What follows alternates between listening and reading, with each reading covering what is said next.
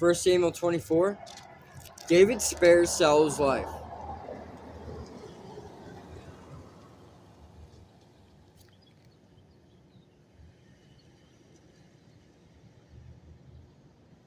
After Saul returned from fighting the Philistines, he was told that David had gone into the wilderness of En-Gedi. So Saul chose 3,000 elite troops from all Israel and went to search for David and his men near the rocks of the wild goats. At the place where the road passes some sheepfolds, Saul went into a cave to relieve himself. But as it happened, David and his men were hiding further back in that very cave. "Now's your opportunity," David's men had whispered to him. "Today the Lord is telling you, I will certainly put your enemy into your power, to do with as you wish." So David crept forward and cut off a piece of the hem of Saul's robe. But then David's conscience began bothering him, because he had cut Saul's robe. He said to his men, "The Lord forbid that I should do this to my lord the king. I shouldn't attack the Lord's anointed one, for the Lord himself has chosen him." So David restrained his men and did not let them kill Saul. After Saul had left the cave and gone on his way, David came out and shouted after him, "My lord the king." And when Saul looked around, David bowed low before him.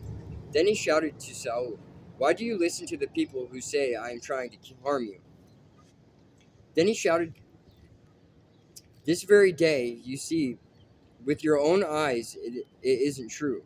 For the Lord placed you at my mercy back there in the cave. Some of my men told me to kill you, but I spared you. For I said, I will never harm the king. He is the Lord's anointed one. Look, my father, at what I have in my hand. It is a piece of the hem of your robe. I cut it off, but I didn't kill you. This proves that I am not trying to harm you, and that I have not sinned against you, even though you have been hunting for me to kill me. May the Lord judge between us. Perhaps the Lord will punish you for what you are trying to do to me, but I will never harm you. As the old proverb says, from evil people come evil deeds. So you can be sure I will never harm you. Who is the king of Israel trying to catch anyway? Should he spend his time chasing one who is as worthless as a dead dog or a single flea? May the Lord therefore judge which of us is right and punish the guilty one. He is my advocate, and he will rescue me from your power." When David had finished speaking, Saul called back, "Is that really you, my son David?" Then he began to cry, and he said to David, "You are a better man than I am, for you have repaid me good for evil. Yes, you have been amazingly kind to me today, for when the Lord put me in a place where you could have killed me, you didn't do it. Who else would let his enemy get away when he had him in his power?